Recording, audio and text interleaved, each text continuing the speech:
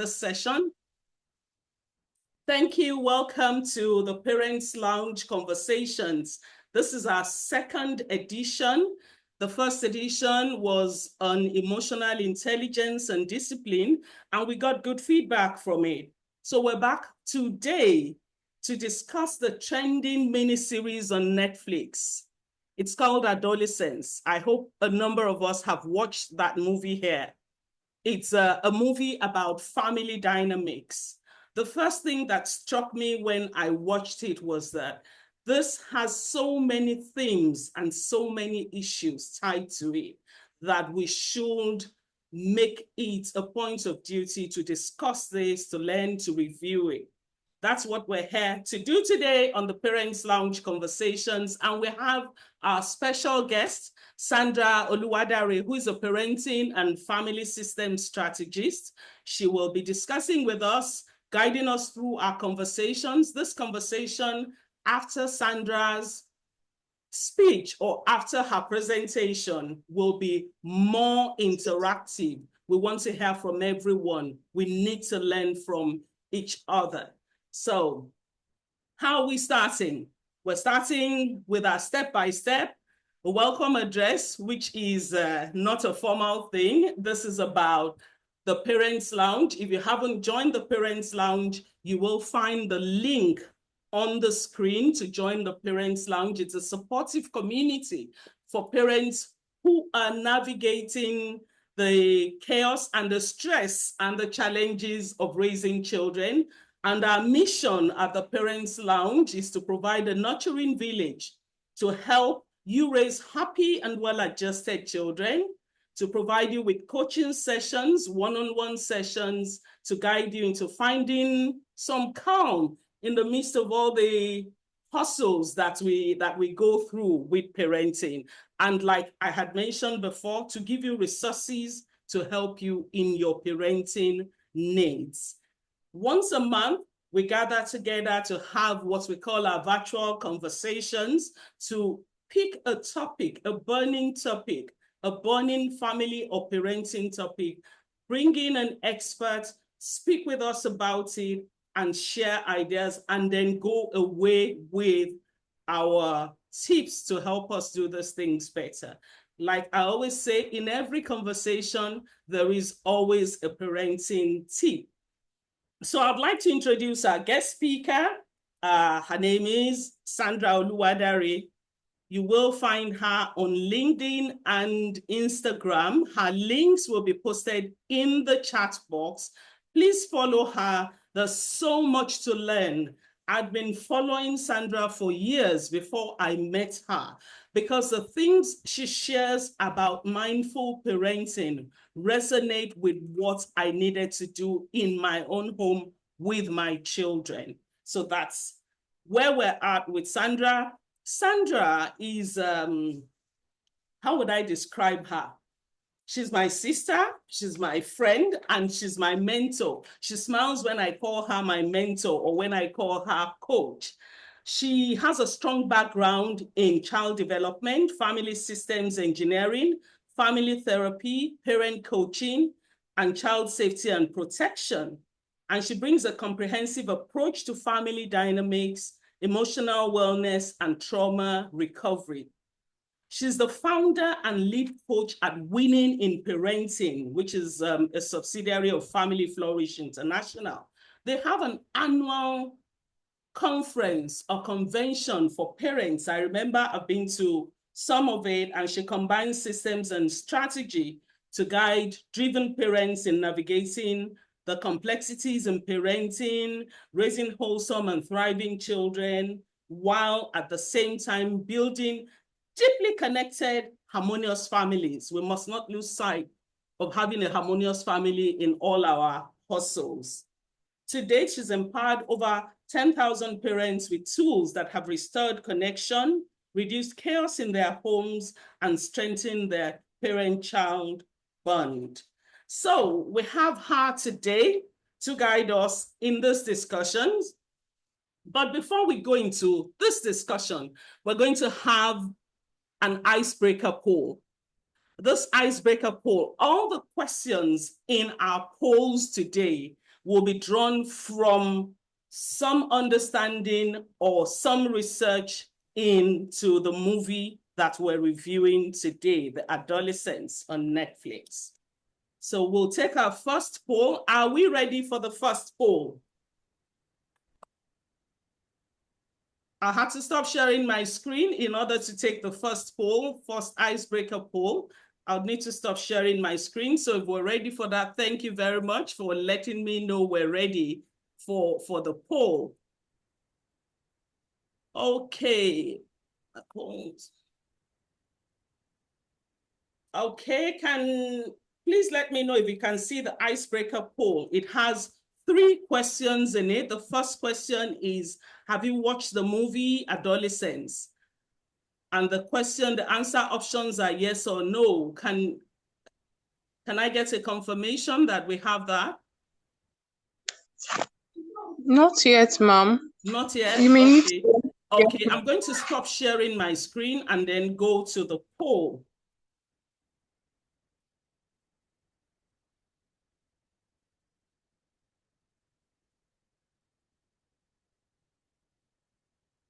Okay.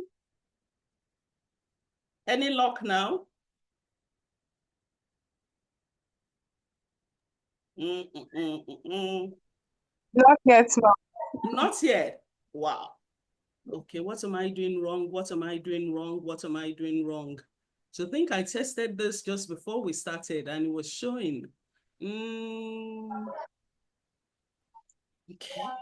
I'll try one more time. If we still don't get it, then I'll have to let our guest speaker take the floor because, okay, now I see what I'm doing wrong. Thank you. Okay, is it visible now?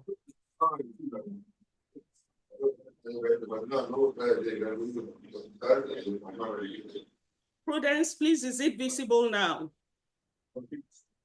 Yes, it is, ma'am. It is. Thank you. Please, can all our parents take this poll? And then we will, because we're going to have about 4 polls during this session. Can we please take the poll, and then when I end the poll, we will review the results and have our guest speaker come on to discuss with us before we go on to the next poll.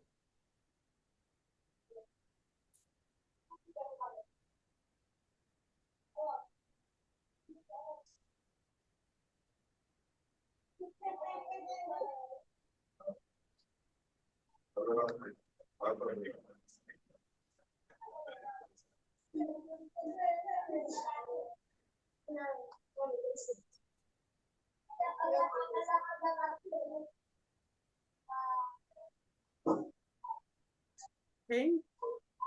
We're doing, I'm giving like 60 seconds more for us to finish the poll, to end the poll, see the results, and get going. Yes, if I want to just say I don't have the means now. If not, kindly help us mute your microphones. Please help us mute your microphones so that we do not have interference.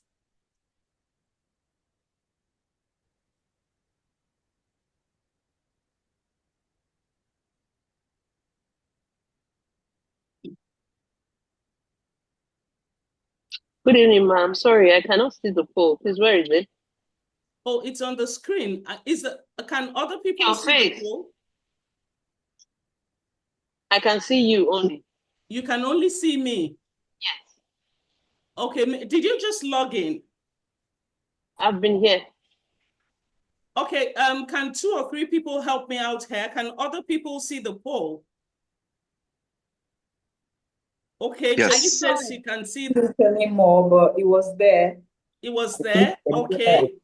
Okay, then it means okay, now we have 47% of the attendants have participated. That's 8 out of 17. Now, I don't know if I end the poll, what's going to happen to the results we've had. So let's hope that the next question, the next poll will be visible to everyone. Well, the questions there are, have you watched the movie Adolescents? Yes. Yes, I filled mine. I've submitted. Yes, I know, but some people said they can't see it anymore. I'm sorry, I don't know what Okay. to do about that. The second question there was, what word best describes your emotions when you watched it? We have angry, reflective, sad, and anxious. And then we have which part of the movie hits you the hardest as a parent? And we have the troubled family dynamics, the lack of boundaries with devices, the pressure of fitting in, the spiral of addiction. In this question, more people, 63% of us answered that it's the troubled family dynamics. In how the movie made us feel, 75% of us said it made us feel reflective, and I agree with that. You can't but set yourself thinking when you watch this movie and check yourself. How am I doing with my own children? So thank you very much. We're ending this first poll. Thank you. And I will be calling on our guest speaker, Sandra, to please come on stage and do her thing. Sandra, you have the mic. Thank you and welcome. Can we please welcome her and share, those nice emojis to encourage her so that she's not going, she won't say, she bills in dollars and I can't afford it. Please help me use emojis to pay for this invoice. Help me use emojis. Thank you. Thank you. I can't afford her fees. So help, Sandra, I hope you're counting the claps, the love, the heart, everything that's welcoming you so that that bill becomes unprintable. Thank you. Welcome. Thank you so much, ma'am. Good evening. Good evening, everybody. Thank you so much for taking time out to be with us as we have this very important conversation. And I want to say a big thank you to my host. Let me try to pronounce the name, Mrs. Shemowo. I hope I got that right. Okay. Thank you so much. You were saying a lot of things about me, but anyways, you know how I feel about you, and I am so delighted to just be in your corner or have you in my corner. I'm really glad for this platform that you have crafted to help parents, the Parent Lounge.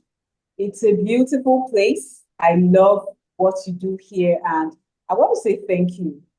I've also followed you for quite a while, and I mean, for those of us that are here, you know why you are following her, and I just see her as somebody that I can look up to, somebody that I can learn from. And honestly, you are doing an amazing job, especially on LinkedIn. I'm still trying to keep up, but the way she shows up, I'm like, wait, what? So I get encouraged in many ways when I see your posts and all of that. And when I had you even attend the conference last year, I mean, it was so beautiful to have you. Thank you so much.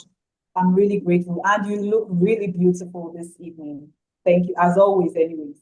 So, yeah, I'll just go straight into the discussion. I'm just supposed to do a brief summary of my thoughts as regards the series Adolescents. So, one thing that I love to say is when children are trending, especially for the wrong reasons, it is very easy to call them out. It is very easy to say, this child is this or that. We put all the labels and so on. But we must also begin to reflect and ask ourselves how these children have been programmed, how they have been engineered. Because a child does not just become a bad child overnight. A child does not just become I don't like to label children like, okay, somebody that tells lies over and over again. A child does not just become dishonest overnight. They have been programmed to act in that way. And some people come at me and they're like, oh, so are you blaming the parents? You're always blaming the parents? No. this is a no judgment zone. We are not blaming the parents, but just trying to create awareness and call us to some of the areas where we need to pay attention to. There's no perfect parent and there's no perfect child. I am not a perfect parent, and I'm sure Mrs. Shemo will have the same sentiments as well. So what we need to bear in mind is the fact that the way we interact with our children daily is programming them positively or negatively. Now, when that boy, at first, it was like the movie was going to be scary and all of that, but it puts me in a mode of reflection to say, what are the things that went wrong? As the movie went on, the father, it was like he was clueless at some point, and he was wondering where he went wrong. Even the mom, it was like they were existing in another world, you know. And even at the beginning, when the boy was taken in, I was screaming. I was like, man, can you hug this boy? Hug this boy. This boy is in a very tight corner right now. Can you just give him some reassurance that you are there? Just give him a hug.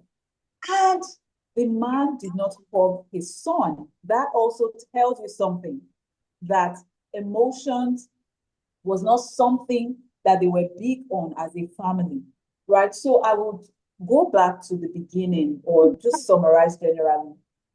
From the series, what I observed amidst every other thing was the fact that there was no connection emotionally. And when it comes to our family dynamics, when it comes to raising children, we need to understand the people we're dealing with. We need to understand the seed that we have in our hand, right? There's something the Bible says. It says, children are like arrows in the hands of a mighty man, and blessed is he who has his quiver full of them. And I want us to understand that every child that is an arrow in your quiver, in fact, for you to now come out and say, I am a parent that understands the assignment, you should be able to understand the arrow in your quiver, and you should be able to sharpen that arrow and move it in the right direction so that the arrow is hitting the target, either by, you know, fulfilling their destiny, by, you know, playing big in either the transportation sector, the education sector, the media, or wherever God has sent them to. Because every child has an assignment, you know. So these two people did not even understand the person they were dealing with. They had not healed from their own trauma, because when the psychologist was talking to the boy, he was asking him how his father treated women. It was obvious that the man also had some baggages that he had not dropped. He had some disempowering thoughts about parenting, about women, that he did not uninstall before getting on his parenting journey or while he was on his parenting journey. So there were many things that were wrong. While everyone saw Jamie, you know, murdering the girl, nobody looked back to say, how did he get to that point? This boy was just left alone to find his path. His parents felt they were doing everything they could, but they didn't know that they were releasing him, like they were releasing him in the midst of dogs. You know how it is when you release a child in the midst of dogs and the child is unharmed. There's nothing that the child can do to save or redeem himself, but the child is just there. That is what his parents did to him. And one thing that is very profound is, especially when it comes to navigating the online space for children, parents are always asking. I was also in having a presentation this morning, and they're like, when is the right time to give my children a phone? It's just like releasing them in the midst of dogs. They don't have anything to equip themselves or arm themselves. We can't give them our car keys to go on a drive when they are 8, when they are 9. And so why are we giving them devices that are internet enabled when they have not been equipped to navigate that world? And because of how the world has evolved, let's say they have to do a lot of things online, like we see today, there was no system that was put in place to say, okay, even if you are going online, this is what we should do to safeguard you. Because every child's behavior rises and falls on the system that is in the home. So if a child is misbehaving, before we crown the child as a bad child or label the child as a problematic child, we need to check out your systems in terms of education, in terms of media, in terms of your emotional connection, what's the emotional temperature of your home. These are the things that parents need to begin to pay attention to. I am in this home with this child. Now, a lot of parents, or okay, let me not say every parent, a lot of parents see their children every day. But I tell you, many parents don't know the color of their children's eyes because they're just seeing them.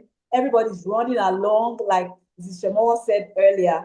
We have potential to fulfill, we're busy. And so the children are not seen. They don't feel seen. They don't feel heard.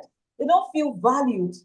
It's like we're just leaving them to navigate this life on their own, especially when there's no structure or system that is backing whatever it is you're doing. And so I love to say, many parents have good intentions for their children, but guess what? Your good intention is not enough. It cannot deliver the results you desire.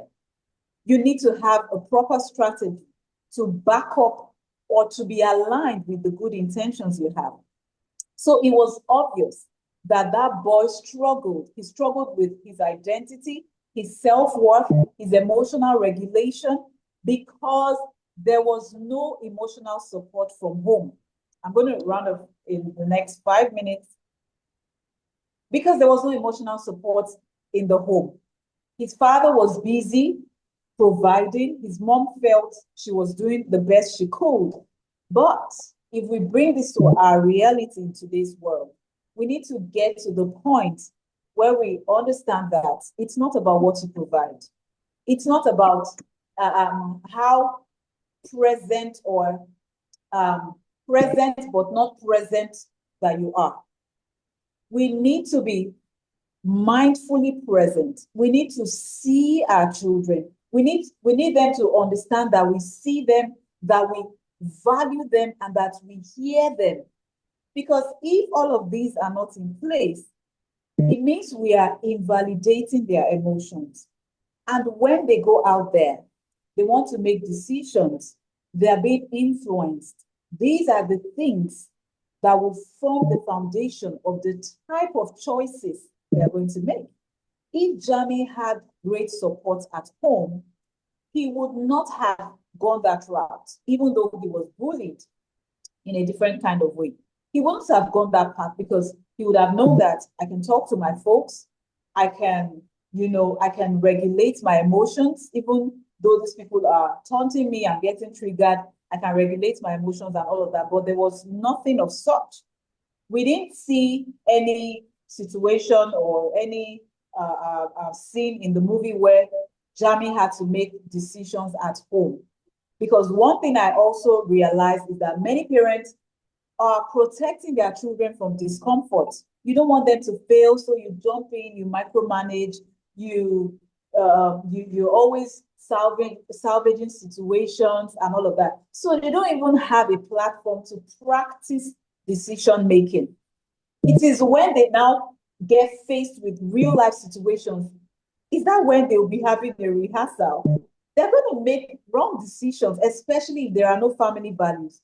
So if the boy had all of this support at home, I am sure he wouldn't have gone that route. And then another question we need to ask ourselves is this: when our children struggle, how do we react? Sometimes we just want to pull them, we just want them to understand everything. You should know better. You should know what to do and all of that. No. When did we get to the point we're at right now? We had to learn, unlearn, relearn how much practice did we do before we learned how to cook, how to clean, how to do things, even on our job, how to deliver on whatever projects we're given? So why do we think that children should get it? We assume sometimes that they should get it and all of that. So one of the things that I drew from that movie is, how do we react when our children struggle? Do we think that you should get this thing? Because if they see that that's the impression we have about how they should deliver on their assignment, they are going to feel pressured. They're going to feel like they're not good enough. They're going to rush into things and they will rush out. They will fail. This is so important. And then the third thing I want to quickly highlight is, am I giving my children the tools they need to navigate their own inner security? Because many times when we assume that, my child should know this and all of that, have we really intentionally given them or taught them the coping skills they need to navigate that particular situation? Okay, this child has explosive trauma episodes, tantrum episodes. His anger outbursts are something else. So what have you done? Are you just advising him, oh, don't react like that? What are the practical things that you have put in his hand to say, when you feel this way, this is what you should do, that is what you should do? And so for me, generally, I think that the boy would have turned out better. He wouldn't have gone that route if he had the support of his parents emotionally. That boy struggled with his identity. You saw how he really wanted to know how the psychologist felt about him, because for once he wanted somebody to tell him something different from what he had probably been hearing. What do you think about me? What do you think about me? What did you write about me? That really struck me. It hit me. And that also goes to remind us as parents that we are our children's inner voice. At least we're the ones that will form the foundation. So how do they perceive our thoughts about them? What's their perception about how we feel about them? If your children feel that, mommy thinks I'm no good, mommy thinks I'm always failing and all of that, it is doing something to them. When it is time to make decisions, those are the things that will be ringing in their head. Oh, I'm dumb after all. I make the wrong decisions all the time. So yeah, I can as well just go with them and do the wrong thing. Vivian. We need to always ensure that. Vivian. We need to always ensure that we are a good sounding board for them. We need to ensure that we see them and we're saying the right things to them, and that they really see that we believe in them. Because honestly, if our children don't see that we believe in them, it's a huge gap that would lead to many behavioral challenges. Thank you. I'm going to stop here because I know we have many other things to do. Thank you. Thank you so much, Sandra. Thank you for breaking that down for us in very clear and concise words. Thank you very much. From what Sandra has said here, there is no child who is born bad, who is born rebellious, who is born difficult. Most times, the way our children react is a result of our interactions, of their interactions with their environment. And home is the first environment that they know, where the interaction starts. That is what they know. So most of it stems from us. What are we doing right? What are we not doing right? What do we need to tweak? And what do we need to keep doing?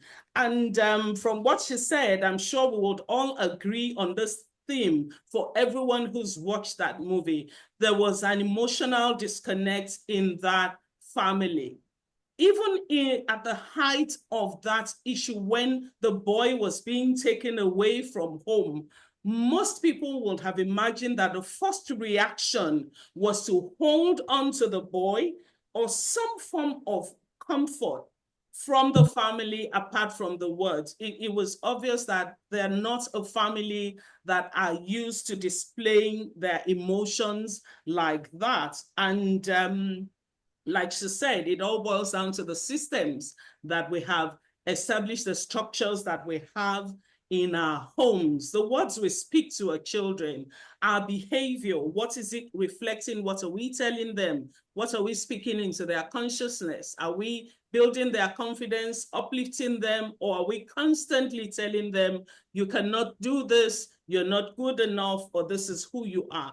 The more you hear, even for us adults, the more we hear things about ourselves, the more we internalize them and we begin to become those things that we hear about ourselves. But before we go on to the next poll, which is the self-checking poll, I would like to have us discuss, give a response to what Sandra has shared with us. Is there anyone who has a response, a comment? Please indicate by raising your virtual hand so that you can unmute and share with us. Today's session is going to be interactive. I'm not talking, I'm just bringing the topic to us to dissect. Me too, I'm learning.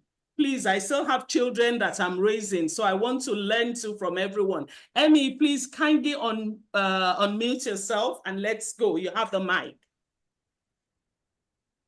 And then I'll call Damilola. Emmy, can you unmute? Yeah, I'm here. Good evening, everybody. My name is Michael Eromosele, and thank you for the session, and thank you, Sandra. So while you were speaking, I first of all, I've seen the movie, and like I can't even get hold of it because it gives a lot to to wonder about. Considering that for somebody like myself, I have toddlers coming up. And we also have been through the journey of growing through this process with our own parents. So my would be a question actually. So Sandra has spoken about the disconnect, what probably could have been done and what they did not do. So my question would be, as a parent, considering that situation, what is the barest minimum that we can give to make sure that our children grow in the right path? Because the reason for my question is, we don't know how, especially like I'm in the UK, for those people that are listening, and like in this country where, we need to work for, in fact, the air you breathe, you practically pay for it. So when both parents are working and the kids are now exposed to like school and the community to grow with, unlike in Africa where, a few times your grandparents can come around, family members, just to really engage with the kids. So what is the barest minimum you can give so that at least they don't lose sight of being good to themselves and the society? I'll keep it at that. Thank you. All right. Mrs. Shemo, can I go on to answer the question? Please. Yes, please, you can go on. Thank you. You're welcome. Thank you so much, sir, for that question. So you mentioned that your children are toddlers, and that is such a great time to actually begin to give or build a good foundation of connection. So basically, it's just the little things. I love to tell parents that there's no gigantic parenting framework anywhere. It's the little things, just the little things that sum up to ensure that you do a great job. So young children, even the older ones, I know that sometimes be like, mommy, I'm not a baby. Why are you hugging me like that? But first, I would say, observe your children. Know who they are. What do I mean by that? I'm talking about their love language. Children give and receive love in different ways. For example, I don't want to start by telling you to hug them and all of that. I want to start from here because there are some children that you will hug and you end up pushing them away. They don't want your hug, but they just want you to affirm them. They just want you to buy gifts for them. Do you understand? So for us to be on the same page in the parent-child relationship, you need to know what I like. You need to know how I want to be loved. You need to know how I love to give love, right? So you can go and splurge on a very luxury gift for me, and I'll just open it and thank you, Daddy. Do you understand? But for some other children, pluck a flower, just pluck one flower on your way back from work and give it to them. Oh my goodness, thank you so much, Daddy. They appreciate it because, they're not, it's not, you have been able to connect. Then there are some other children that they will just throw your gifts in one corner, but hug them or tell them sweet things. Oh, you are so good. You're so beautiful. You're so smart. I love how you are able to handle your siblings, how you're able to, play with them even when they're driving you nuts and all of that. That is what some other children need. So you are not going to put all of them in one box to say, I want to be hugging everybody. Understand how they love to be loved. You can ask them questions, right? You can even test them, give all of them gifts. There are 5 love languages: acts of service, words of affirmation, gifts. What's the other one now? What's the other 2? I'll remember. So test them and know the ones that they respond to so that you can know that you can be sure that you are pressing the right button. Because when I work with parents, sometimes the parents come and say, oh, they love their children to the moon and back. By the time you begin to ask the children are telling you something different. My parents don't love me. They don't care about me. Because you have just been spending your money doing all you think is right, but they don't dig those things. Do you understand? So the first thing is for you to know your child, understand the seed that God has given you as a seed handler, just like a farmer knows his seeds. And then when you understand how they love, you now begin to work on that. So you hug them, affirm them. Research says that children need 12 hugs at least a day.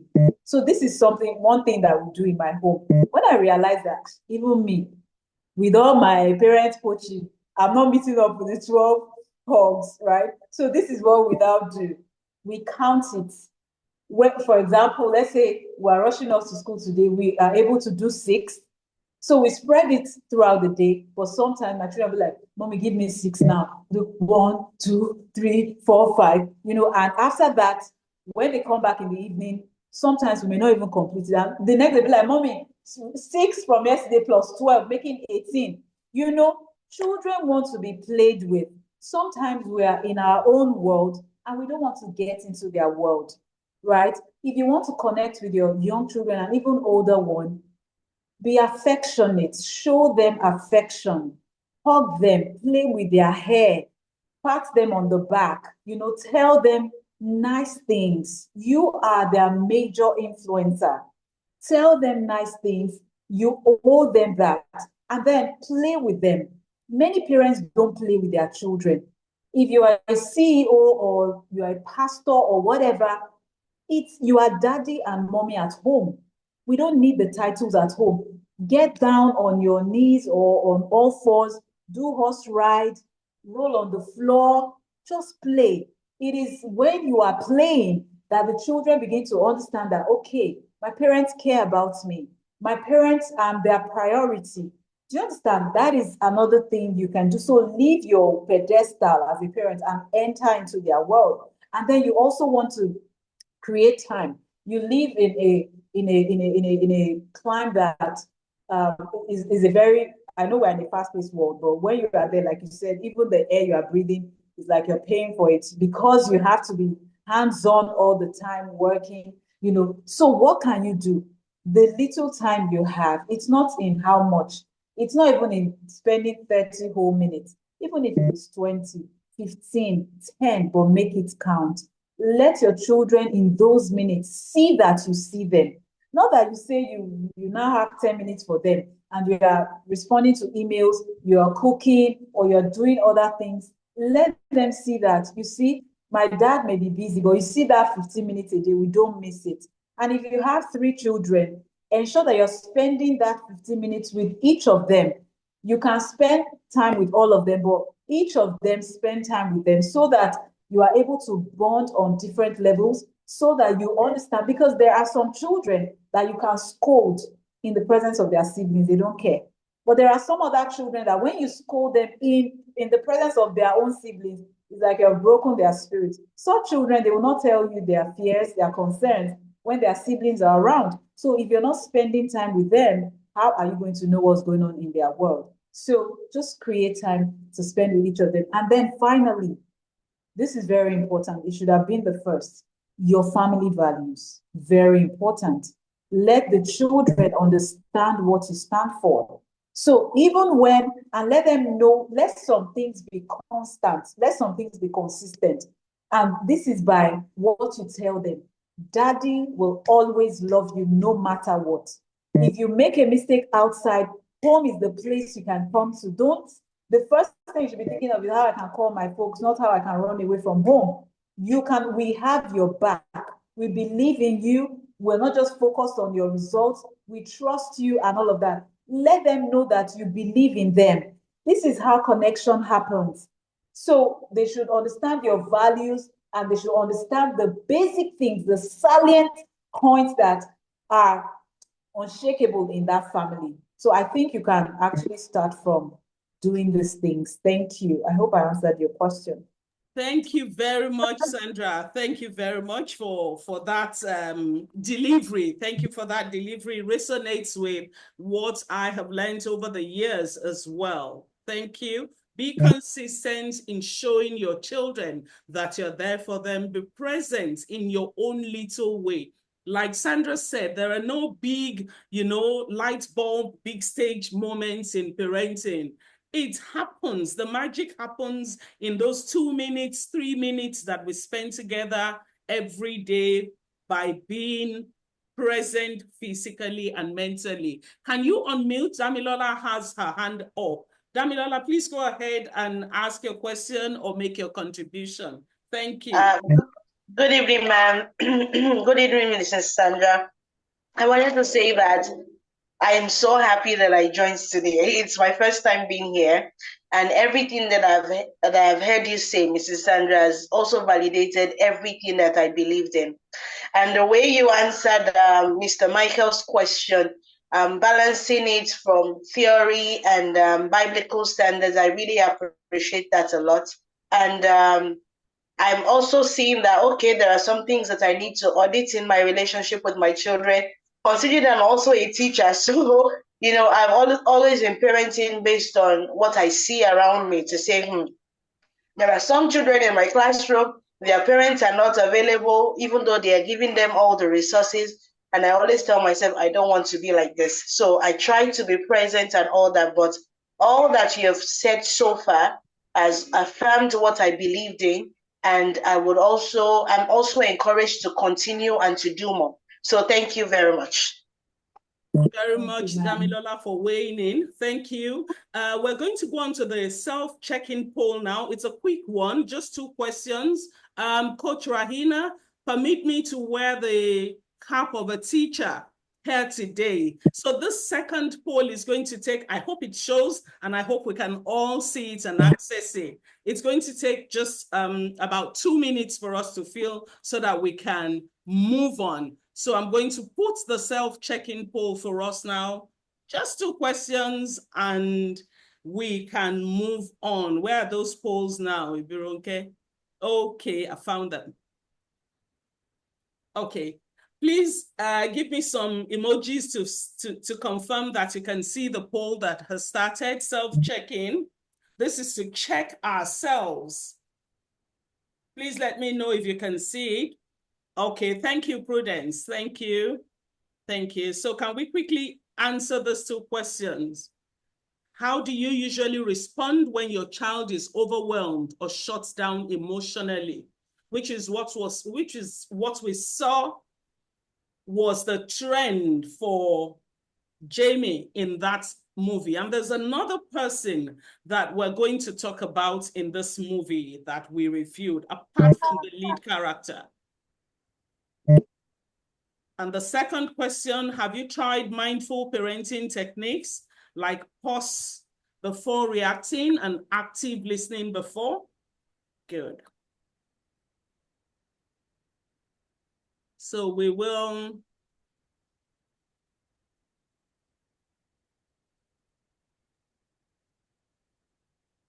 Sorry, I can't get the poll, Mrs. Sirwani. I can't get the poll. I can't see it.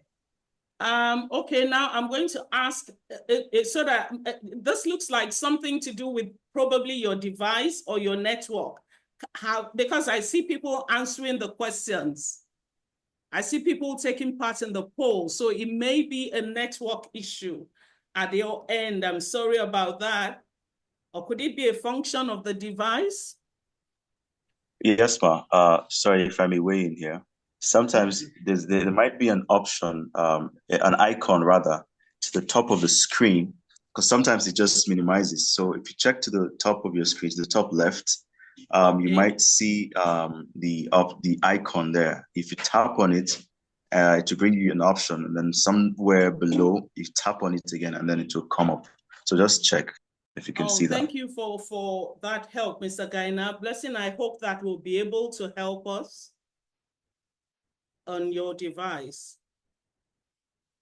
Yes, so for the self-checking poll, I see a large percentage of us on the first question. How do you respond when your child is overwhelmed or shuts down emotionally? 56% of us say we stay calm and listen. A small percentage of us say that we try to fix the problem quickly and move on. And some of us say we're still learning how to respond, while a few of us get anxious and frustrated. About the second question, I'm happy to see that 71% of us say they have tried mindful parenting techniques sometimes, and some of us say yes, often. And we have just a little bit to say no, not yet. So if you haven't tried mindful parenting techniques before, you should be in the Parents Lounge community, because that's what we learn every Saturday. Thank you. So I'm going to end the poll now. Can I end the poll now? Yes, so that we can go on to the next thing, which is our conversations. Mr. Gaina, don't go away. Emmy, don't go away. We have things to unpack here. I'm going to pose some questions and let the people who have... These polls are supposed to set us thinking. The questions in this polls, there's no right or wrong answer. It's just to help us start thinking about some things, you know, ignite in us the desire to unlearn the old habits that are not working and start looking at learning new things that are working. So in that movie, now it's time for us to go to the conversations proper. In that movie, and it has to be interactive, parents, otherwise I'll be calling you by your names to get on stage and speak. In that movie, there was Jamie, the lead character, the boy who was arrested for killing his classmate, the 13-year-old boy who was arrested for killing his classmate with a knife, I think about 7 stab wounds. So it wasn't just an occurrence of once and then ran away. Now, what made this movie particularly distressing? The name of the movie is Adolescence. Someone just asked, Adolescence. What made this movie particularly agonizing for me is that it was drawn from a real life story, meaning some family somewhere have actually lived through this experience. So we cannot say it was just fiction. Yes, there were elements of fiction, but the story was drawn from a real life experience. Now, apart from Jamie, then there was the boy, the son of the detective. I think his name is Adam, the son of the detective in the same school with Jamie. This boy, we saw him, we were not told, we saw how he was being bullied in school. And there was no way, there was no connection enough for him to talk to his father or talk to his mother at home. We saw at the end of the movie what led Jamie down the path where he found himself, bullying. Now, bullying is a whole different issue that we need to unpack. The first thing for me is, if bullying is that bad and a child cannot come home and confide or speak with any parent, either the father or the mother or any responsible adult in the home about it, there is some disconnect in that family structure. We have to be honest with ourselves. There is some disconnect in that family structure. Our children, like Sandra said, must be able to come to us in good times and bad times. That's one aspect that I would like some of us to respond on. And then please, as you remember, please bring up all the other issues that were faced in this movie. So the floor is open. Please signify by raising your virtual hand.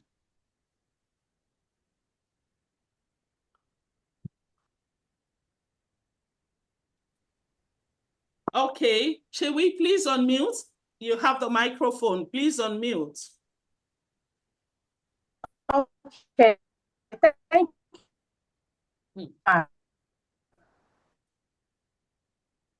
Okay, I can hear you, or is it just me? In school, when the dad saw him at the passage, he approached him, and the slogan the boy was using, even the dad was lost at the point in the conversation. You see, so that goes to show there was no real connection between that detective and his son, and him noticing that the case he's handling is from a boy that is the same class with his son, and like they are friends. So he found that he was lacking some parenting skills on his son already, and that this same case could have still been his son's. So he has to seize the opportunity. I remember towards the end of the movie, after he caught the other guy that he pursued, he has to come back to his son and say that he wants to go to a restaurant and eat, and the boy should join him for a coke or something. So he's trying to find that bond now. Seeing the situation on hand, he's trying to just like, okay, let me connect. Let me just use this opportunity and start up something with my son. He's detached from me. So parents need to take note of this disconnection between them and their children. I've learned a lot from that movie, that we shouldn't wait till catastrophe happen. We should start now and now. Create that connection, have discussion with your children, find out. Most times they face a lot and they don't have the opportunity to express themselves to us when they come back. So sometimes asking them auxiliary questions that will lead to their experience in school for the day will bring out some information.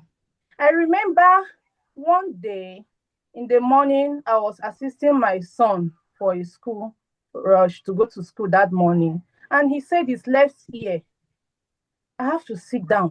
His left ear is paining him. I have to sit down to find out, how man, did you put something in your ear? Did you try cleaning your ears? He said no. It took me like 10 to 15 minutes to get information from him about what happened to your ear. His teacher slapped him. I was like, so why didn't you tell me?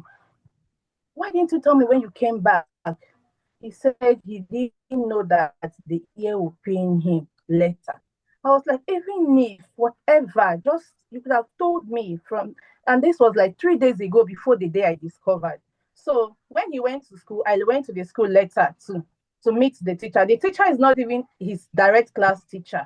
So I met the lady and she was like, no, I just touched him a little because he passed without greeting me and now hit him more.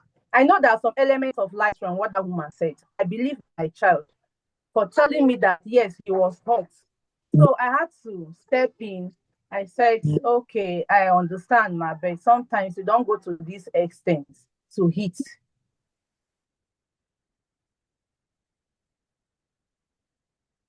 Thank you very much, Chewi. Thank you. It speaks to us connecting with our children.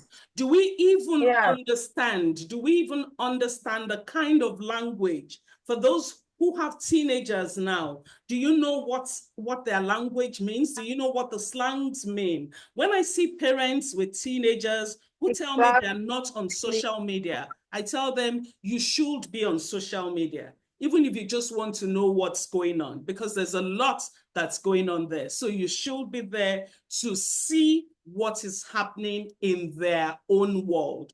Thank you very much, Ewe. Kehinde Onibide, please, can you unmute? I see your hands are up. Thank you. You have the microphone.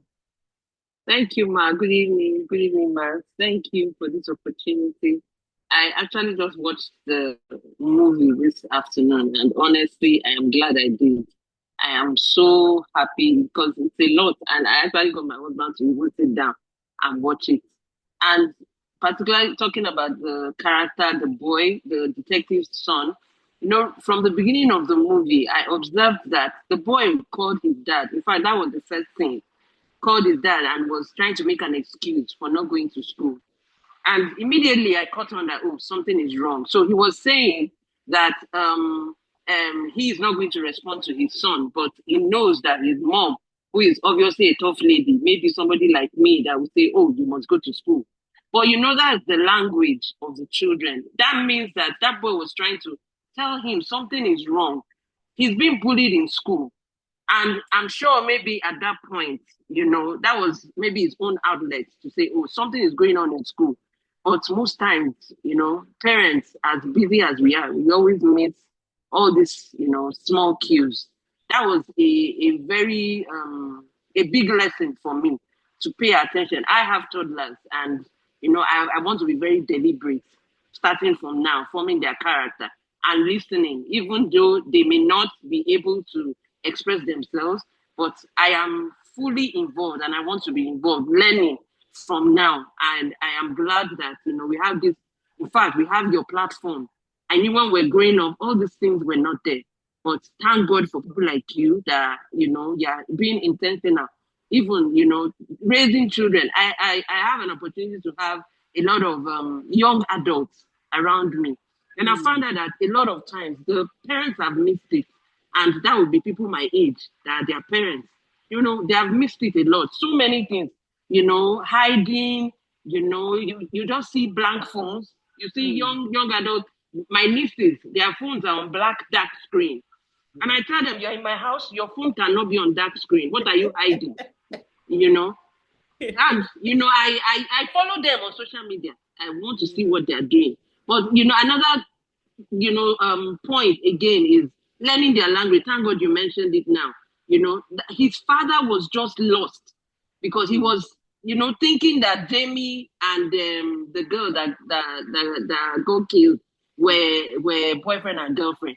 And unfortunately, it was the other way around. He was the bully and he did not understand it. And you can imagine, and like Mrs. Sandra was saying just now, the boy came out and was saying his father was embarrassing him. I mean, I was like a bullet for me that, how can you tell your father that he's embarrassing you? But the truth is, he was embarrassing him because he did not understand their language. And this is one thing we need to learn in this our generation. We need to learn their language. We need to understand how they are saying it, all these shaking my head, rolling ROTLM, all those things. We really, really need to know it and pick it. Now I've learned something. Is it settle it or something? I never heard those words before. I didn't know what they were talking about up until I watched this film. And, I'm so glad I did. Thank you so much. This is an eye-opener. I'm glad to be here. I'm glad. Thank you. Thank you very much, Kehinde. Thank you. Okay, I'm going to throw something out there. I think Simi is here, Mr. Gaina is here, Mrs. Ogutono, every parent here. There's a theme I noticed there. Jamie's dad. Now I want to speak to trauma that we as parents inherit from our own upbringing and bring into our new families. Now, Jamie's dad wanted him to be more manly, He wanted him to be more manly. So the things he felt a boy or a man should do were the sporty things, take him to football. He threw everything that he needed to be a man at him. Meanwhile, from what we see, this boy was more inclined towards the creatives, the arts, but the father didn't even pause to notice that. in his own way, the way he was raised, a man has to be, physical, aggressive, show physical strength and all. But we're not the same. No one size role fits all when it comes to parenting. I always joke to people that I have 3 children and it's like United Nations in my home because all my 3 children are so different. I don't talk to them the same way. I do not discipline them the same way because they're all very different.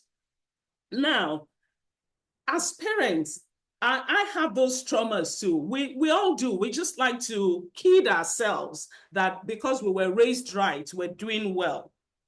Now, my mom, when she was alive, when we were growing up, my mom would not let you sleep past 5 a.m.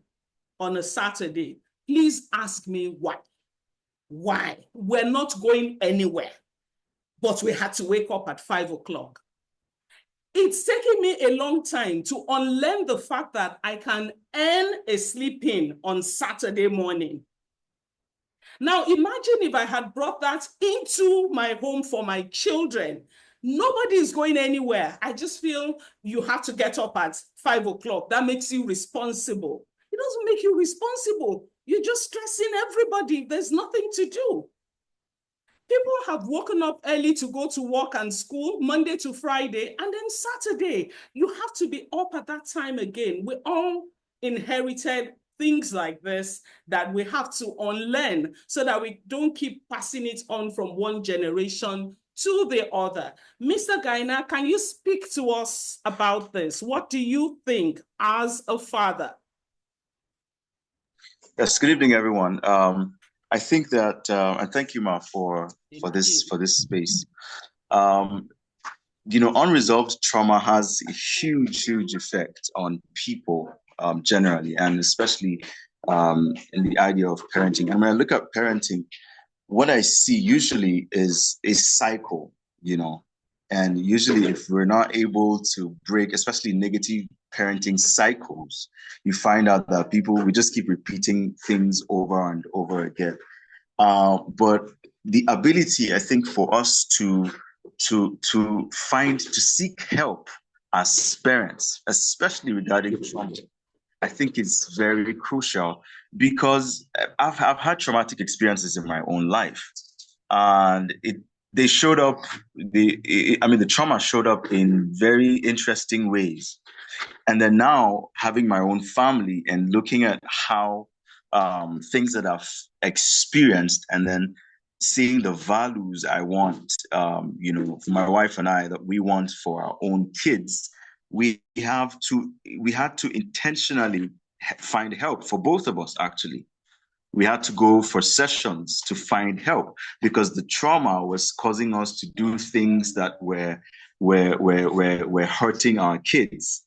In fact, one time we literally had to just seek for help, especially regarding discipline, because there was a particular way I was disciplined, different from the way my wife was disciplined, and it caused issues for us.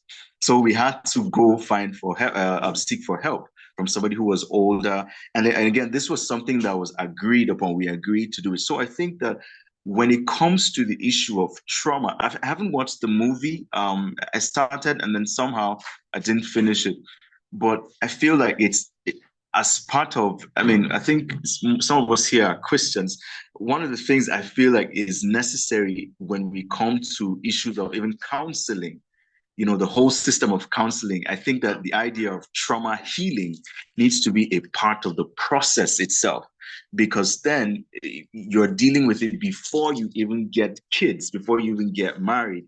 So I think that it's crucial for us to be able to assess ourselves and ask ourselves, where are we in respect to how we were brought up and the trauma that we've experienced in our lives, and then ask ourselves, when we're able to know where we are, then really seek the help that is needed, because it's not just for us, it's for generations to come. That's what I believe about this. We need to assess ourselves, but seek help and immediately. Of course, it's not late, even if you're here and you think that you're many years into your marriage. It's still important. You need to seek help, because again, it's more than just your kids. It's beyond just your kids. It's the generations also that are coming after them. So yes, I think I'll just stop here. Thank you. Thank you very much, Mr. Gaina. Thank you for sharing, and thank you for giving us your experience as well to learn from. Now, in the absence of any hand that is raised up, there is another theme that I noticed here. Our children cry out for help, but it may not be verbal. Please, if we don't take anything away from this session today, please let us take this away. Our children, every behavior that you see is a form of communication from them. It does not have to be verbal. They don't have to cry. They don't have to throw fits or tantrums before you know that they need help. One, that boy, Adam, the detective's son, when the movie opened, was trying to get out of going to school. When we start noticing an otherwise bubbly child who loves school, who loves to be out there, who is more or less extroverted, begin to withdraw into their shell, avoid people or avoid certain persons or certain places and things, please let our antennas be up. There is something that child is trying to tell us. We saw how Jamie, too, from what the mother said, gradually began to spend more and more time in his room on his device, late into the night, locked up in there with it. If a child had been more outgoing, plays with his siblings, and then suddenly starts spending all the time behind their screens or doing something that is not part of what the family does for recreation, it's a cry for help. A child stops eating, a child stops sleeping, a child starts dressing in a certain way. All of these things are communication that I need to unburden something, or something is going on with me that needs attention. Please, let's pay attention to that as well. Is there any other person who would like to? Please keep an eye on the chat box. A lot of comments that will be useful for us are dropping in there. Please, is there any other person who would like to? Now, if there's no one who wants to speak, I want us to talk about devices, the use of devices with our young children, teenagers. Should there be boundaries? Should we just let them run footloose and fancy-free with it? Are we being modern? Are we embracing technology by letting them have unrestricted access to it? What do we think? And I'm throwing this open to the floor because I want to learn as well. What do we think? I'm waiting for hands to go up before I call on people to come in. Let me call on people. I see Damilola here. Okay, Damilola and Mr. Damilola, please, you have the microphone on mute and go on, and then I'll call Mr. Gaina next. Speaking about technology for children, I have two perspectives on it. I believe that children should be responsible before we can even hand them technology. And according to me, to my own experience, based on how my parents raised me, I didn't get a phone until I was 16 years old. But now, 16 may be too late for some reason to give a child a phone. That's where responsibility comes in. Before we can hand children these tools, have we schooled them? Have we trained them on how to use it? Have we taught them boundaries? Have we tried our best to show them how it is out there, how dangerous it can be? Have we coached them on cyber security and all that? If we haven't done any of this, then we should not give the child a phone, even if the child is 20. So it's not just a fact, it's not just a matter of age. I believe that it's a matter of responsibility and understanding, letting the child know that you are having a phone, not because of you've come of age, but because we trust you to use it. And I know that when we speak to children from the place of trust, to say that I trust you, they will do everything in their power to not break the trust.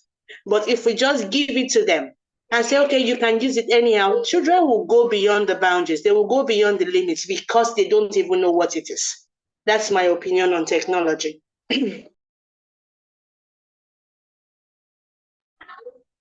You're mute. Okay, sorry. Thank you very much, Damilola, for that contribution. I agree with you. Before I call Mr. Gaina, I'll just like to make a contribution to that.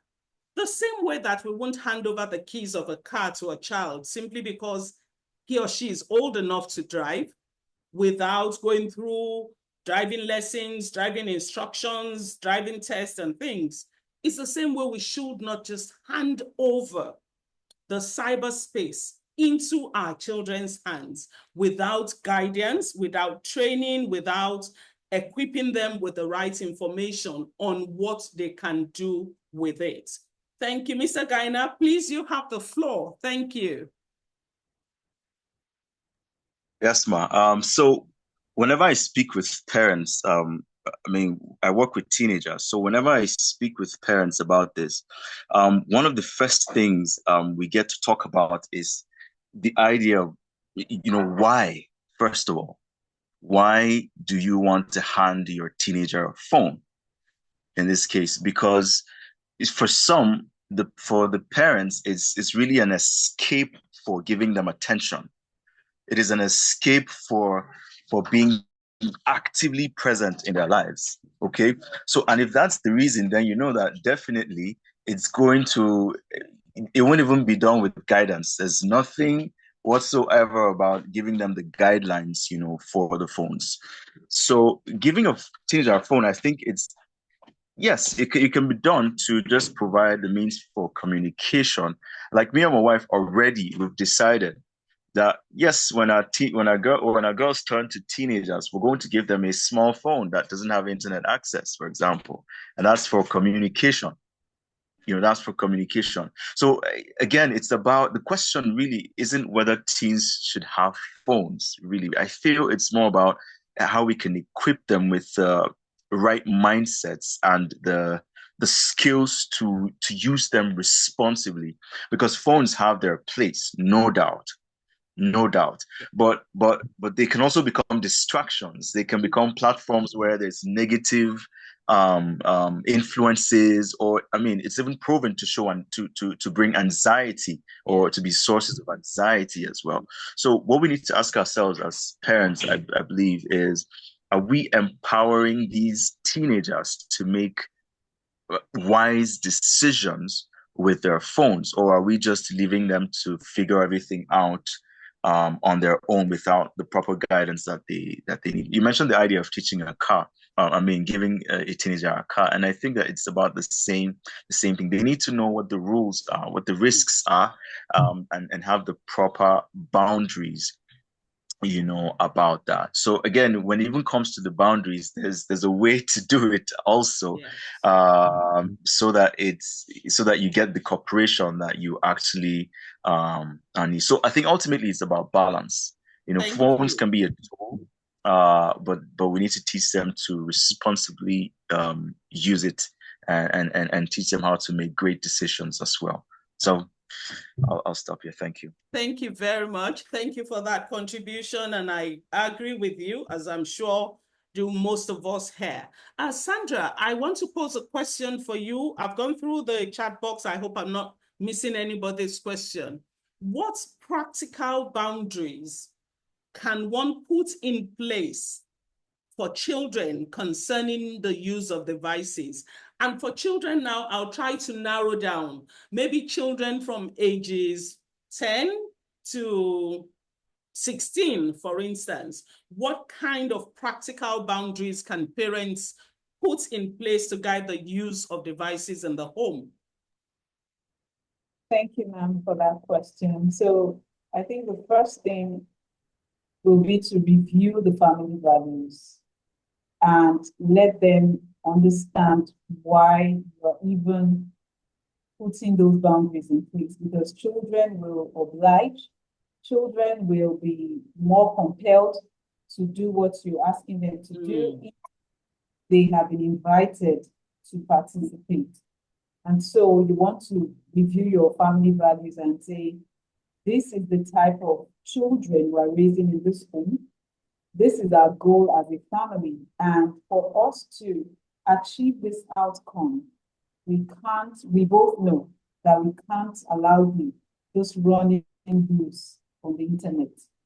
And so when that is established, we now go into some of the things that we can do.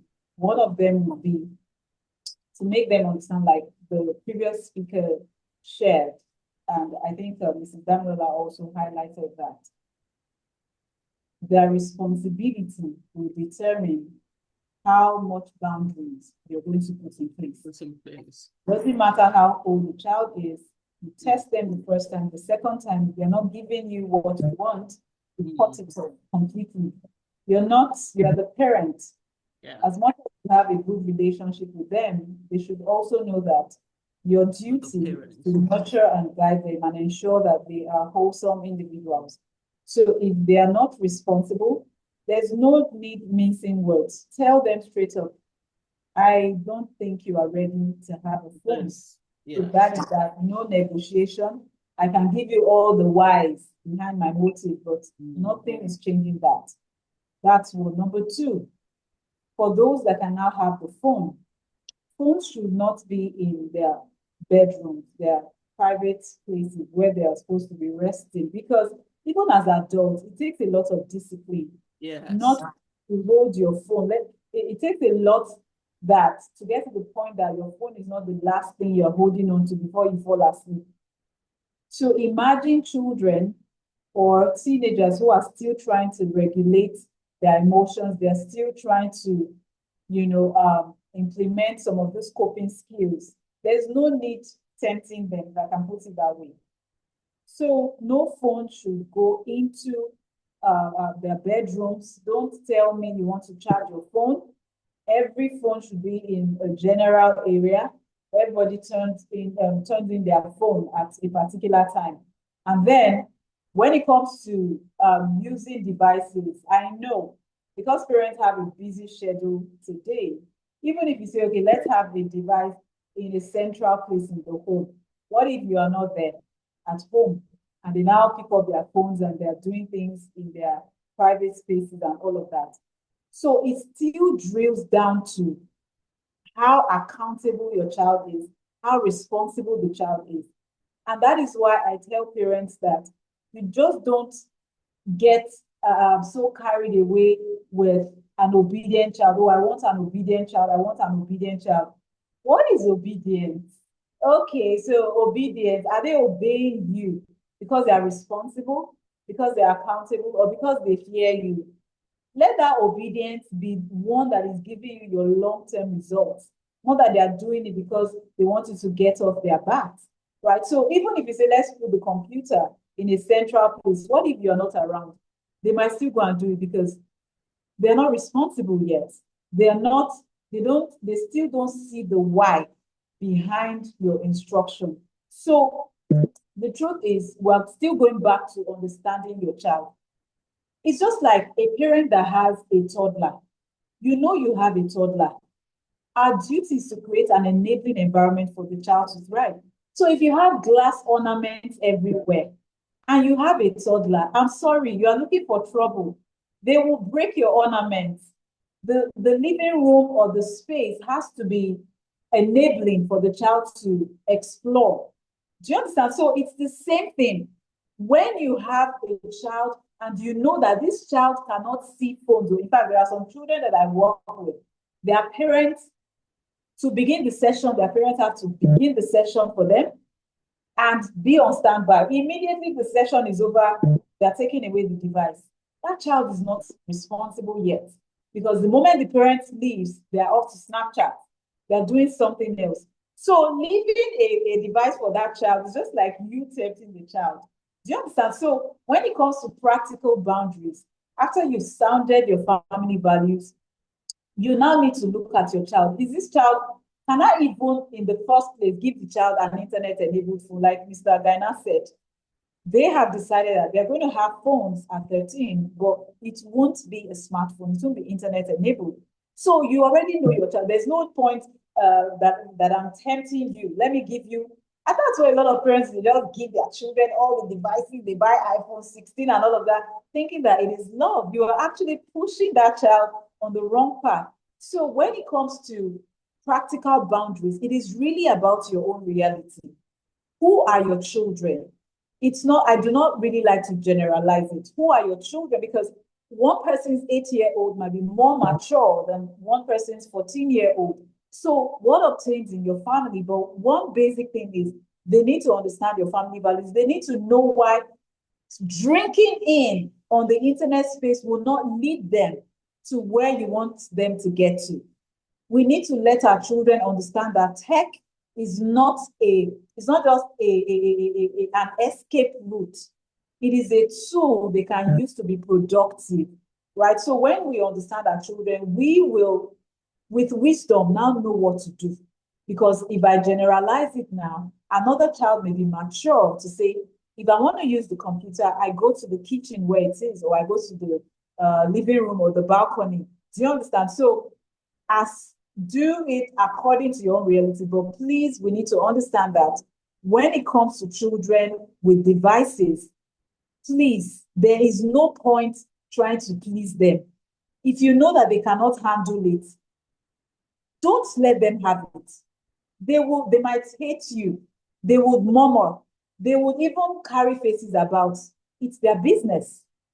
At some point, they will understand. I have friends. There was when we were in the university, one of my classmates used to say, I didn't believe my mom was my mom because we thought she was so mean and all of that. But everybody understands today that they were doing these things for our own good. If those parents had been saying, let me please them, let me massage their ego, they will be causing problems right now. So if your child is not fit to have a phone, let them carry their faces. Don't give them a phone. That's it. Thank you very much for that, Sandra. Thank you. Well delivered. Thank you so much. Before we go on to the last poll that we'll take today, I would encourage us, if you have any questions, since we're running out of time, kindly put it in the chat box.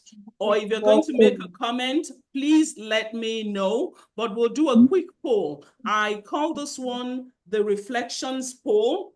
Let it form some of the things that we're taking away from here today. We'll do a reflections poll, and I hope as many of us as can will be able to view this. Prudence, is the poll showing now? Okay, I want to be sure. I want to get an indication from someone that you can see the poll. It's called Root Cause and Reflection and has 3 questions. Thank you very much. Thank you. And let's quickly answer these ones and keep the questions at the back of our minds as something to reflect on from today's sessions. Do you believe today's adolescents are facing more pressure than previous generations? And secondly, do you think the main character's behavior, that's Jamie, was more a result of, is it parenting and family environment, pressure, peer pressure and relationships, mental health struggles, and a mix of all the above? And the third question says, if you had to watch this movie with your child, what message would you want them to take away?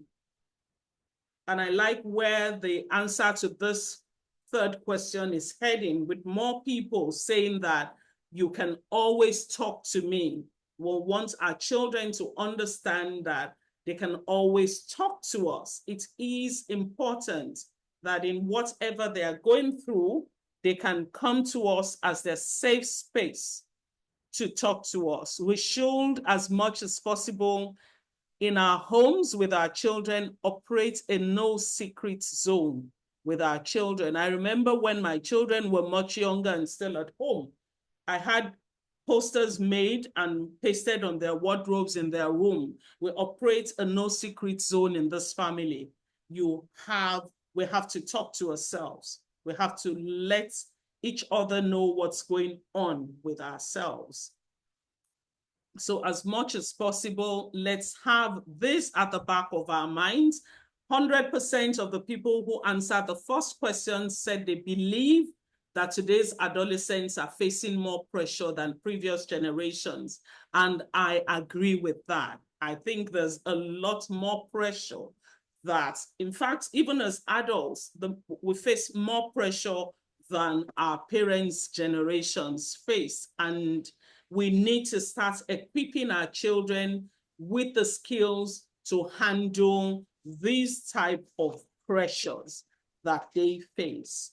Okay, so I'm ending the poll now, and I would like to find out if anyone has a comment, a question, something to highlight for us before I call on Sandra to give us her closing words, and I'll do a run through of some takeaway points from this session for us.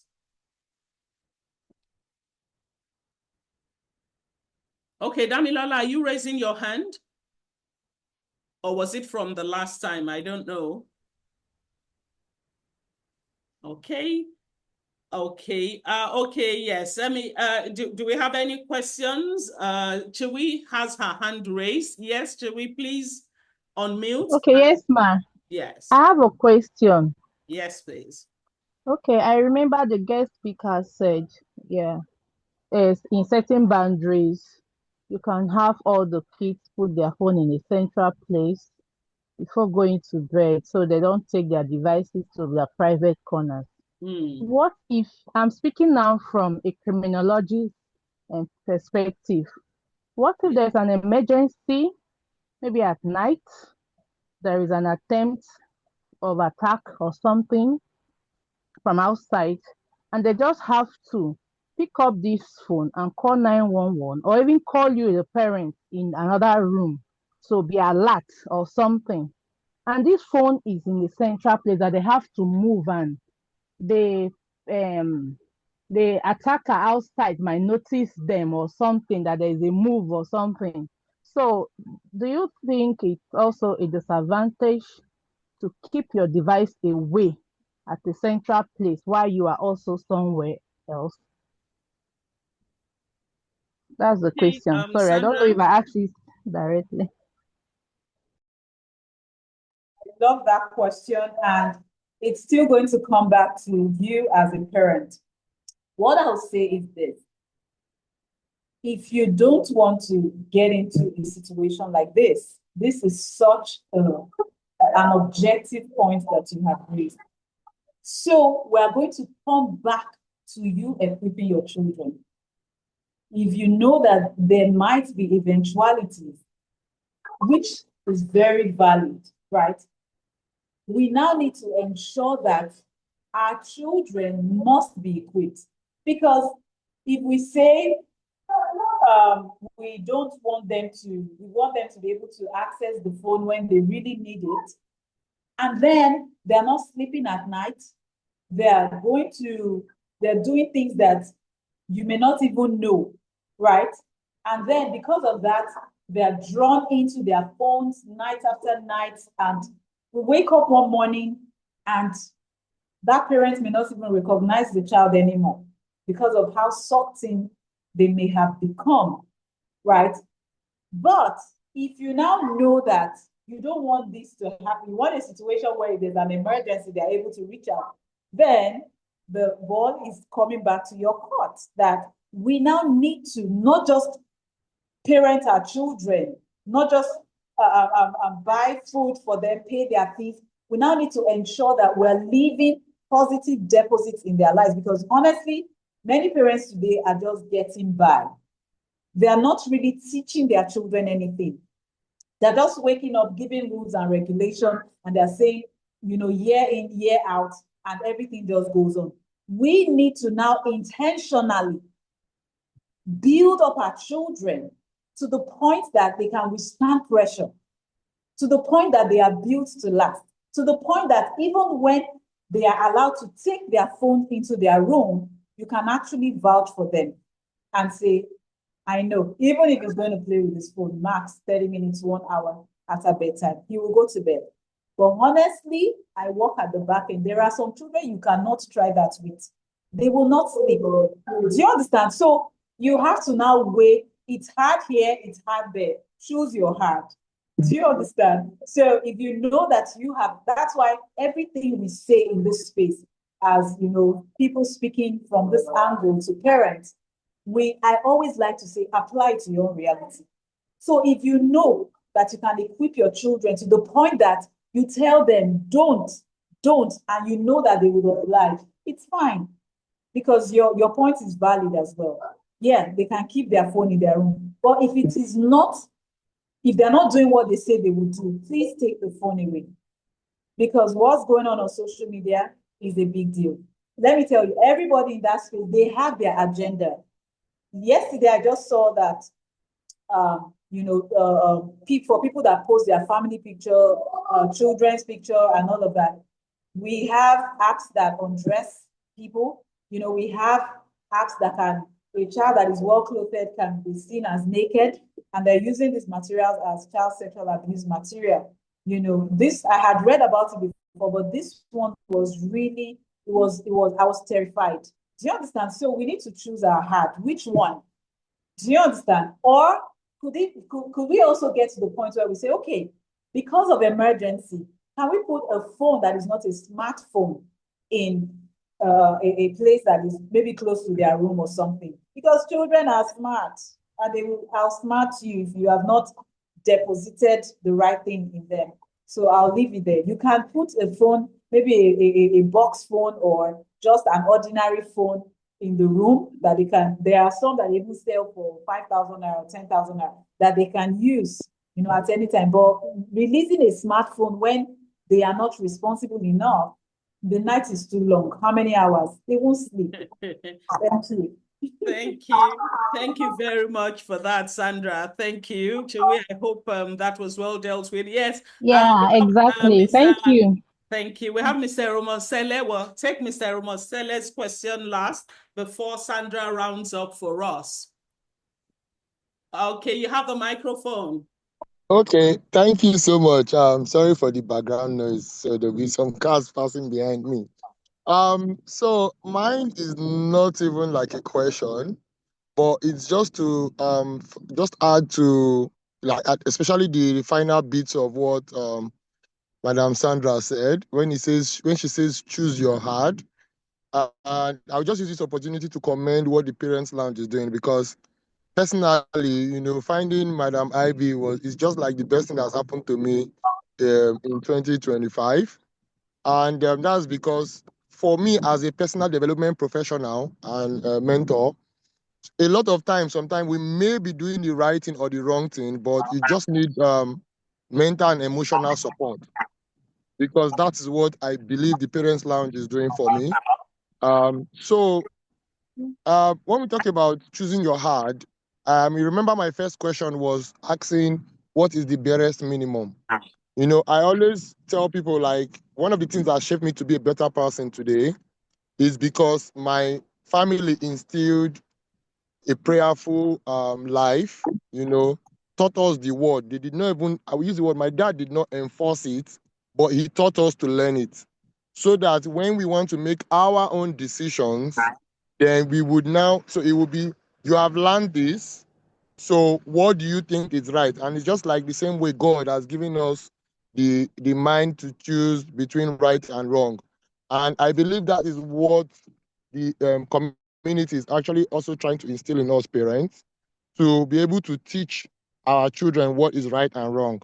And why have I gone through this direction is because, I've now lived in two parts of the world. And trust me, there are certain things we do in Africa and we get away with. You cannot try half of it here in the UK. And personally, I think it poses parental challenges. also, in my line of work, we also, from research, just like we're talking about relationships, because with children and with your spouse, it's still almost like the same drama, where it says, the research says that adults, professional adults spend 75% of their time in their jobs and in their businesses. And these are active hours, 9 to 5, 8 to 5, or even if you are flexible. Then, and this 9 time when you are with your family, your wife and your kids, are in time where they almost look like there is limited time. So we have more relationships with our people, our professional colleagues, than even our family, which strains these relationships. And this has now given the society itself to train our children. So at schools, at playgrounds, at events, what are they learning? So I give an example. Some just my oldest daughter is 5, will be 6 in December, and she was saying something to her younger sister, and she used the F word. My wife heard it from the bedroom about 5 meters away, and she flew with the aggression and threw her slipper. Like, like, where did you learn that word from? And I coach under 9 boys, and they use this word like it's everyday word, and but I just recently learning from some of the flyers that Madam IB posted. Not everything is aggression. So one of the things we've been saying to them almost every day is that remember where you come from. We are in the UK. We are Africans. Africans don't speak this way. Africans don't do this way. Just because I don't even know what I would say is the solution, but these are just like the little approaches, like from what Manamabi has been sharing, that what we can do is to talk, to nurture, show that love, build that relationship as little as we can. One of the tips that has actually even helped me is that I think she posted some time ago about, that drop your phones, have that play time with your kids. An hour before this event, I was not with my phone. I even went to plug it. I was teaching my youngest daughter how to ride bicycle and all that. So maybe I would coin a question out of this. I actually do not have a question, but now in my head. So as a community, beyond talking to parents, how are you using your office, Madam Sandra? And maybe what is Madam IB's plan to also extend this to people that nurture children, like schools, teachers, principals, because they have a big role to play in children building. And considering that, especially during school period, they spend this last chunk of time with the teachers and guardians than us, the parents. I'll leave it there. Thank you so much. Thank you very much for that contribution. Thank you for sharing with us. Emmy, thank you. You've always been a very supportive member of the Parents Lounge, and I appreciate that. Thankfully, for your question, the last part of your discussion, thankfully for me, I think I have one of the school administrators of the schools that I work with at their parents functions. They organize gatherings, virtual gatherings, for us to do those kind of things we're doing with the parents in their school to bring it closer home for parents. And I'm hoping that as time goes on, we extend that into more schools as well, to be able to get this message out to parents that mostly we cannot be too busy for our children. And secondly, raising children is not just a function of the school, it is the function of the home, and that there has to be a synergy between the school and home for us to do well with our children. So it's growing, and thank you for the support. So I'm going to hand over to Sandra now to give us a wrap up before we close and go. So we've held everyone now for over 1.5 hours, and I hope it has been impactful. So over to you, Sandra. Thank you so much, ma'am. And Mr. Mr. Thank you for that contribution and your question. Yeah, Mrs. Femo has said that as much as we can, we're trying to extend this awareness to the schools, because they play a huge role as well as child handlers. And That is one of the major things that I'm working on this year, or that I've been working on this year, to bring more of the stakeholders to this awareness that, I mean, we can't leave the job of raising a child to just the parents. It's like a table standing on three legs. There are other very important parts of the society that should be collaborating with parents. You know, for example, a parent is trying to sow good seeds as regards media in the lives of their children, the type of media that children consume. But then they go to school, or in school, other people bring phones, and right there in school, they're doing stuff, they're watching things they're not supposed to watch. And so we are trying to highlight a collaboration that can work, to let them know that, you know what, you need to bring us in. We need to help you. From our perspective, we're seeing things differently from what you see as a school owner, and we want to help. So that is something that I'm really driving at this time. And to come to my final words, I want to say one of the most important pillars in a beautiful parent-child relationship is the emotional connection. Connection is very important. And we can invest. It's just like when you're doing an investment. No, let me use this representation. It's just like somebody that is fetching water with a basket.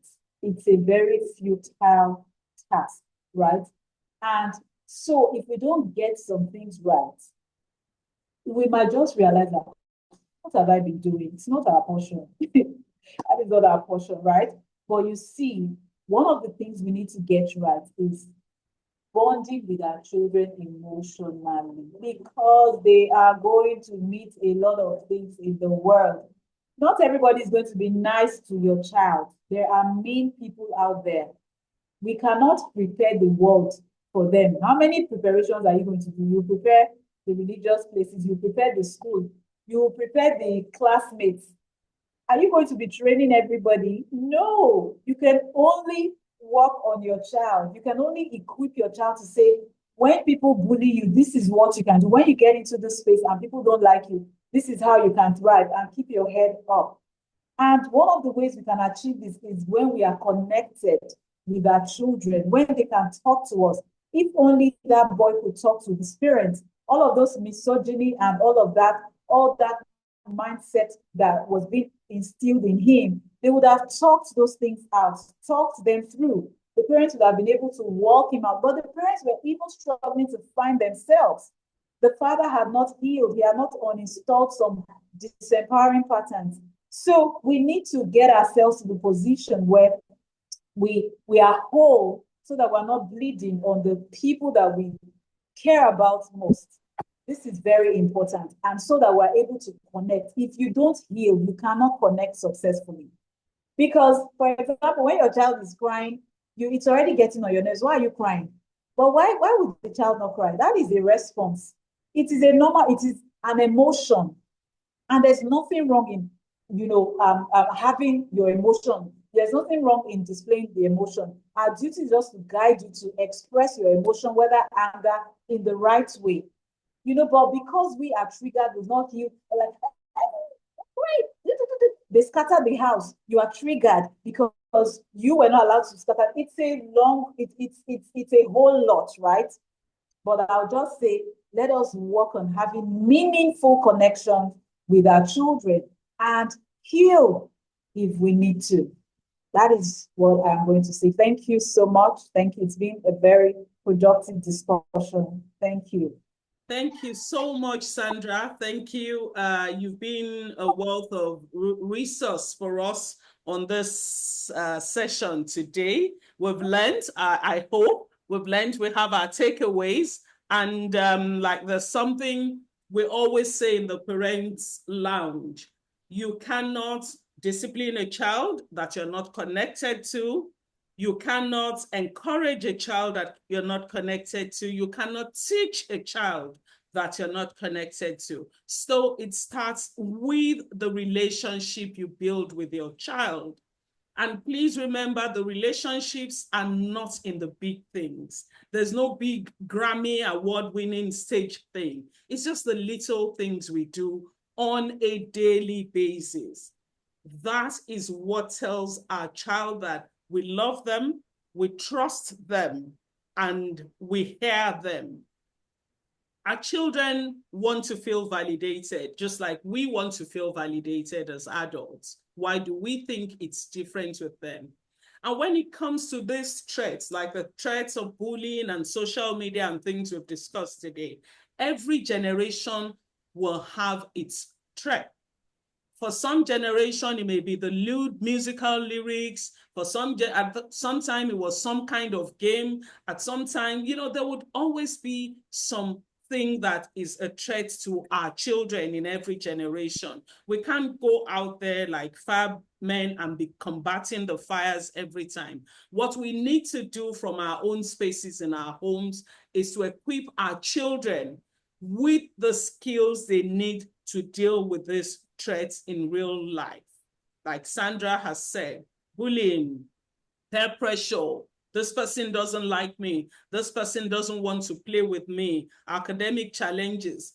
You need to equip your child with skills to deal with these things. And you cannot start equipping that child with repeat after me without connection. So let's go today, start building solid relationships with our children. There is no perfect parenting. It is a myth. If anybody tells you there's a perfect parent out there, it's a myth. And once you believe that, you will know that there is no perfect child. We're all work in progress, holding ourselves by the hand, parents and child, and doing life together the best way we can. And one thing I always like to end my sessions with is that we must realize that as parents, no matter how hard we try, sometimes a child will still go the way they want to at the end of the day, and it is not your fault. So whatever we do, please pray, and then pray some more that this laborer is not building in vain. So thank you very much to everyone who's been here. Sandra, I can't thank you enough. You've been amazing. You've been amazing. Thank you so much, my dear sister. Prudence Okeke, our dear virtual assistant who's been working behind the scene. You are amazing, Prudence. If you need virtual assistance work, I can recommend her anytime for you. She's on top of her work, on top of her schedules and deliverables. Thank you so much. And to every parent who's taken time to be here today, I love you all. Thank you. If you're not in the Parents Lounge, get the link, join the Parents Lounge. We're having fun as well as learning to do better as parents and supporting each other. God bless every one of us and have a beautiful Sunday. Thank you and bye-bye. Bye-bye. Thank you. Everyone. Bye, everyone. Thank you so much. Thank you. Thank you. Thank you so much. I appreciate you all. Thank you. Thank you, Mark. Thank you so much. Thank you. And who has Ayodeji with a picture of a very dashing young man? Thank you very much. I've been admiring his picture. That's my husband. Thank you.